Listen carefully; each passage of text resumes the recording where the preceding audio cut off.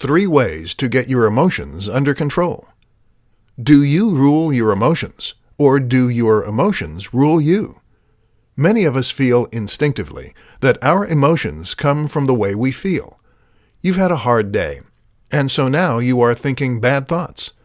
Those bad thoughts are then making you feel unhappy. But have you ever thought that the opposite might be true? That you might be having bad thoughts because you are in a bad mood? That maybe this is what made your day bad?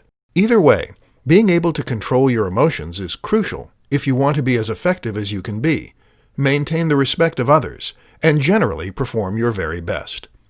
In this presentation, we'll look at 3 ways you can get your emotions under your control. 1. Consider your physiology. Many of us think that emotions come from our psychology. Very often, though, they can also come from our physiology.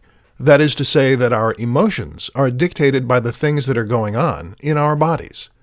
For instance, if you are in a bad mood, then it could be because you're low on blood sugar.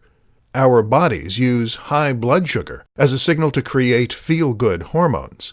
When it drops, we produce cortisol, which makes us anxious and hangry. You might be tired, too, or perhaps your emotions could be getting in the way. Either way, you need to consider the role of your physiology as well as the role of your mind. 2. Control your thoughts. That said, controlling your thoughts is also important.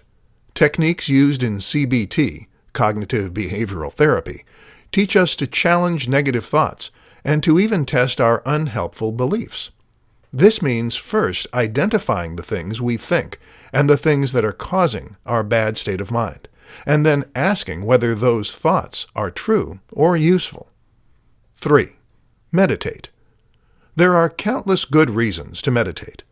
One of the most important, though, is that meditation can improve your emotional control, your focus, and your discipline.